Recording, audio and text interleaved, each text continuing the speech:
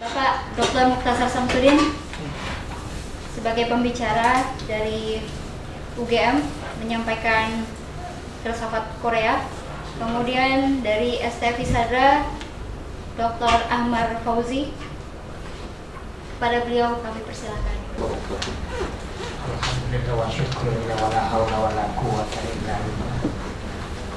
Perkenankan saya menyampaikan salah satu hadis Rasulullah, utlubul ilma walau bisin. Saya selalu mengungkapkan ini karena dari SD sampai dengan tamat SMA saya belajar di pondok pesantren, dan selalu orang bertanya apa hubungannya Islam dengan Korea. Jadi saya selalu mengatakan, bukankah Rasulullah menyuruh kita menuntut ilmu sampai ke negeri Cina? Oleh karena itu saya senang sekali dalam kesempatan ini diberikan kesempatan untuk bersama-sama berbagi mengenai pengalaman kami di Korea. Yang terus terang pada tahun 2001 Korea belum menarik bagi ilmuwan Indonesia, pelajar Indonesia, sehingga ketika pertama kali saya menginjakkan kaki di Korea tahun 2001, saya bisa menghitung mahasiswa yang ada di sana berjumlah 7 orang yang terdaftar secara resmi di Kedutaan Besar Korea Indonesia di Korea. Tapi pada perkembangan pada tahun berikutnya ini berkembang sangat pesat. Kalau tadi Pak Ahmad Fauzi itu sempat menjadi ketua asosiasi pelajar Timur Tengah, saya juga kemudian menjadi pendiri organisasi pelajar di Korea. Tahun 2002 kami mendirikan itu, dan alhamdulillah perkembangan pesat terjadi sampai catatan terakhir jumlah mahasiswa di Korea sekarang 1.800. Dari 7 orang sampai sekarang menjadi 1.800. Tidak bisa dipungkiri bahwa memang Korea sangat atraktif belakangan ini, karena mereka memang betul-betul juga serius di dalam memperkenalkan atau mengglobalisasikan kebudayaan Korea itu sendiri.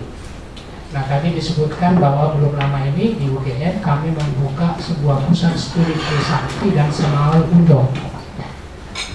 Bapak-bapak, ibu-ibu, saudara-saudara sekalian, Semaul Undong itu bahasa Korea yang berarti sebuah gerakan kampung baru, New Village Movement, yang semangatnya sama dengan gotong royong di tempat kita, yang intinya ada di dalam konsep Trisakti.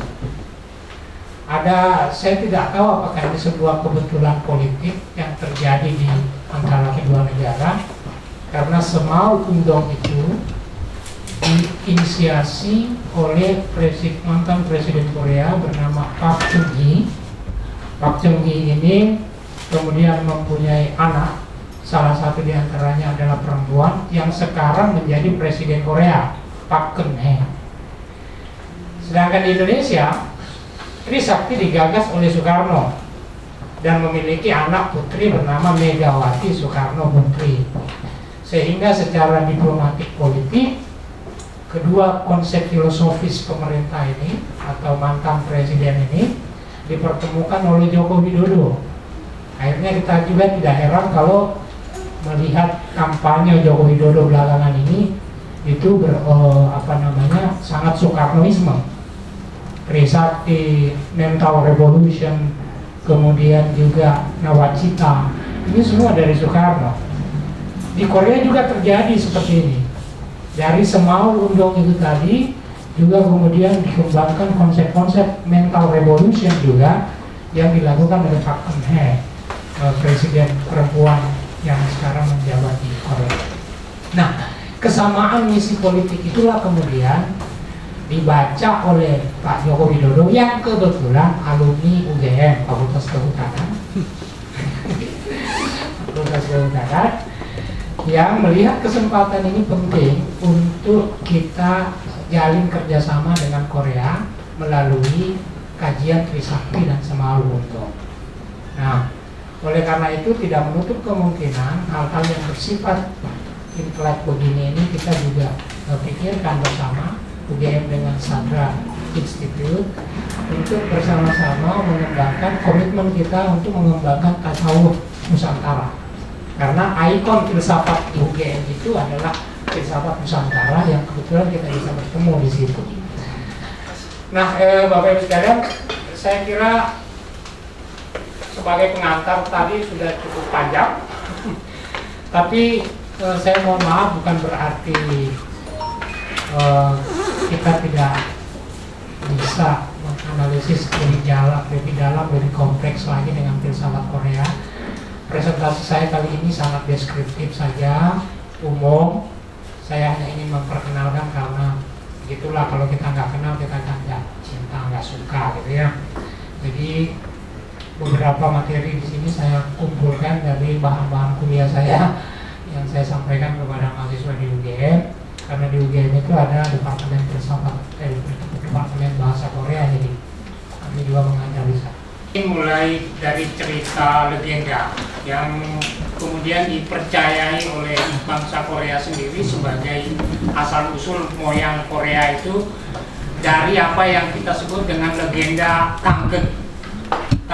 Tanggen ini menceritakan bahwa seorang perempuan itu mendapatkan suami yang menjelma menjadi seekor beruang di Korea. Jadi ayahnya itu beruang, ibunya manusia, kemudian menurunkan seorang anak yang diyakini sebagai titisan dari sang dewa. Kalau di dalam cerita kenabian kan juga itu ada bagaimana Maryam kemudian dikisahkan melahirkan Isa. Jadi cerita-cerita legendaris seperti ini sampai sekarang masih diyakini oleh orang Korea sebagai cerita yang benar, minimalnya sebagai referensi untuk menceritakan asal-usul bangsa Korea itu, yaitu sebagai bangsa yang dianugerahi oleh Tuhan dengan keindahan alamnya yang seperti itu, memang khusus untuk diberikan kepada mereka yang menyebut dirinya sebagai orang Korea yang mendiami Semenanjung itu, negeri Semenanjung, Tanggen. Ini kemudian mempengaruhi cerita tentang shamanisme. Jadi di dalam shamanism itu juga sampai sekarang, kalau tadi dipertanyakan apakah masih berpengaruh sekarang, masih, terutama kalau kita ke salah satu pulau di Korea itu namanya Pulau Jeju. Pulau Jeju ini adalah sebuah pulau yang terpisah dengan daratan Korea. Maksud saya Korea Selatan. Itu di sana seperti dengan tradisi saudara-saudara kita di Minang yang memiliki matrilinealisme, matrilineal. Kenapa? Karena di sana berkembang budaya matrilineal, karena shamanism itu intinya adalah mudang. Mudang ini adalah intelektual perempuan atau mereka yang dianugerahi kecerdasan dan mendapatkan wangsit yang kebetulan jenis kelaminnya perempuan, disebut mudang. Mudang ini adalah tokoh utama dari shamanism itu, sehingga nanti tidak mengherankan apabila pikiran-pikiran yang feministik ini juga mempengaruhi Buddhisme. Karena salah satu kecanggihan orang Korea itu adalah di dalam melakukan modifikasi, kemudian juga pencampur bauran antara originalitas pemikiran orang Korea sendiri dengan pengaruh-pengaruh eksternal.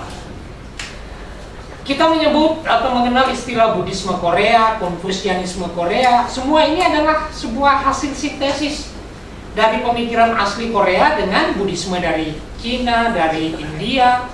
Konfusianisme Korea juga begitu, adalah sebuah hasil penyesuaian adaptasi antara pemikiran atau filsafat Korea asli dengan filsafat Konfusianisme yang berasal dari Cina. Nah, jadi kepandaian meramu inilah kemudian membentuk apa yang disebut sebagai filsafat Korea itu. Meskipun semuanya tadi ada Buddhisme dari India, Konfusianisme dari Cina, kemudian nanti kita lihat terutama bahasanya Hanggumal. Ya, Bapak Ibu kan selalu mendengar ini bahasa gaul-gaulnya anak-anak di film-film. Kamsahamnida, Saranghaeyo, gini-gini nih.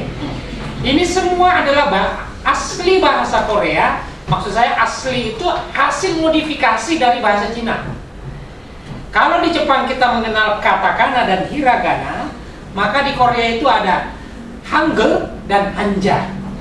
Hangul itu seperti yang kita lihat biasa huruf-huruf Korea itu Hangul.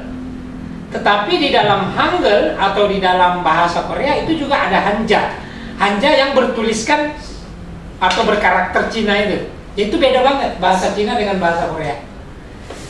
Bahasa Korea itu ditemukan oleh Raja Sejong.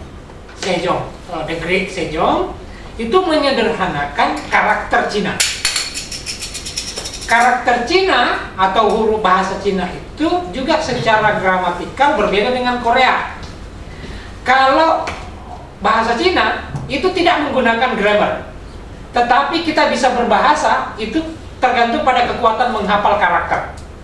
Anak SD di sana, bahkan anak TK, itu bisa berbahasa Cina kalau mereka sudah menghafal 5.000 karakter sampai SD. Jadi mau kemana, ini apa, itu kalau sudah 5.000 karakter. Saya alhamdulillah menghafal 20.000 karakter sampai saya lulus. Sehingga disertasi saya, tapi 20.000 itu Pak, 3/4 dari kewajiban mahasiswa Korea, yaitu kurang lebih 60.000 atau 70.000 mereka harus menghafal karakter supaya mereka udah bisa nulis dalam Hanja. Artinya huruf Cina dituliskan dalam huruf karakter Cina, tetapi dibaca dengan bahasa Korea. Ini semua hasil modifikasi dari bahasa Korea, itu modifikasi dari bahasa Cina. Jadi yang kemudian kita sebut dengan Hanja. Kalau abjad Korea itu namanya Hangul. Kamsahamnida, Saranghaeyo, itu bahasa Korea asli. Tapi kalau kita mengatakan Kamsie ya, atau Sie, ini kan Cina. Nah, Sie atau Kamsie itu Cina. Menggabungkan Kamsahamnidanya Korea dengan Sie-nya Cina. Kamsie. Nah, itu sebenarnya sama. Itu menggabungkan keduanya. Kamsahamnida dengan Sie. Jadi menjadi Kamsie.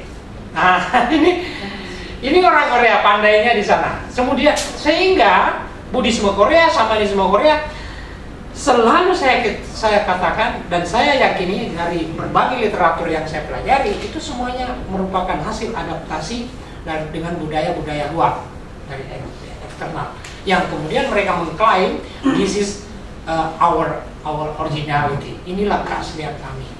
Yang tadi kita sebut sebenarnya aslinya Tuhan. Han ini tidak dari Cina, tidak dari Jepang, tidak dari India, tapi betul-betul dari Korea. Tetapi Hanisme itu tidak berkembang karena ditutup atau dikalahkan oleh datangnya Taoisme, datangnya Buddhisme, datangnya Konfusianisme.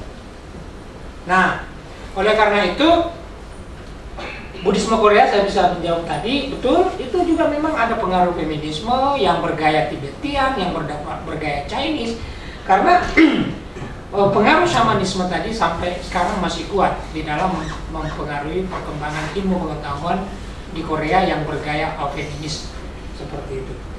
Leadership Korea Utara dan Selatan itu benar-benar sangat berlandaskan atau beranjak dari landasan filosofi yang berbeda. Utara yang sangat sosialistik komunis, kemudian Selatan yang sangat demokratis.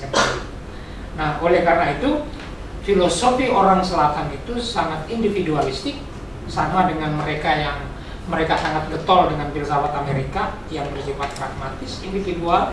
Nah, sedangkan di Korea Utara mereka sangat togetherness itu, kebersamaannya itu lebih kuat karena mereka sosialis. Nah, untuk menyatukan masyarakat ini tidak ada jalan lain kecuali mengikatkan diri kepada sabda sang presiden. Jadi semua rakyatnya secara total tunduk kepada presiden. Bapak Ibu sekalian, bukan kepada Kim Jong Un, tetapi kepada presiden sebagai sebuah lembaga pemerintahan. Ya, jadi siapapun yang jadi presiden di Korea Utara itu akan bertindak seperti nabi. Nah, kebetulan sekali itu juga masih menggunakan sistem dinasti. Dinastinya Kim Jong Il itu masih sampai sekarang masih bertahan, tidak seperti di Jogja. Sri Sultan tidak punya anak laki-laki, sehingga agak kacau sekarang di sana. Tapi di Korea Utara masih aman. Bahkan Kim Jong Un juga itu sudah punya anak laki-laki dari istri yang keberapa gitu, saya nggak tahu. Nah, yang namanya sabda raja adalah hukum, itu berjalan di utara, Bu, Korea Utara. Nah, sementara di Korea Selatan ini kan mereka gandrung sekali dengan demokrasi, sehingga privatisasi atau perlindungan terhadap hak privat itu sangat ketat dilakukan di Korea Selatan, berbeda dengan di utara. Nilai-nilai lembaga yang terjaga memang betul, Ibu, yang terakhir tadi, bahwa jangan dikira bahwa Gangnam Style yang belum lama ini cukup menghebohkan dunia kepermusikan dunia, itu sebenarnya adalah kritik terhadap dominasi kaum borjuis di ibu kota Seoul. Lagu itu sama dengan kritik sosialnya Iwan Fals, hanya dikemas secara lucu. Mereka itu sebenarnya ya mencaci maki kapitalisme yang begitu dipraktekkan secara meluas di ibu kota Seoul. Nah, mungkin memang kita belum begitu akrab dengan bahasa Korea, jadi kita nggak tahu lah artinya apa itu maksudnya, baik-baiknya itu. Tapi mereka itu mengatakan sama dengan Iwan Fals, wakil rakyat seharusnya. Yang ditunjukkan oleh Gangnam Style itu adalah perilaku kaum elit kapital yang ada di ibu kota Seoul yang seperti kuda. Kan dia kan pakai tuh kayak, ya kan? Begitu. Yang apa? Mereka didikte, disetir oleh Amerika. Itu loh, Pak. Jadi pejabat-pejabat Korea, petinggi-petinggi Korea itu seperti kuda itu yang di apa namanya, size-nya itu orang Amerika yang mengendalikan. Nah, jadi mereka tetap menjaga nilai-nilai tradisional Korea yang bertumpu pada kebersamaan sampai dengan seperti apapun megapolitannya ibu kota Seoul sekarang. Nah, oleh karena itu kebetulan tadi kita juga diperkenalkan oleh salah satu prinsip kerja yang menjadi kunci kehidupan sosial masyarakat Korea, namanya Semaul Undo. Jadi kebersamaan di Korea Selatan itu juga sebenarnya belum luntur. Meskipun kapitalisme tadi sangat dibayang-bayangi oleh kapitalisme Amerika, tapi pada lapisan masyarakat terbawah itu juga masih ada menjaga nilai-nilai gotong royong itu. Di Korea Selatan itu juga masih ada pedesaan. Kalau kita keluar kurang lebih meskipun 9 kota sana semua menjadi kota metropolitan, tetapi masing-masing kota metropolitan ini juga memiliki pedesaan. Mereka terutama mengembangkan tanaman buah-buahan daripada sawah. Jadi sawah atau beras itu lebih banyak mereka impor dari Vietnam dan juga bahkan dari Indonesia.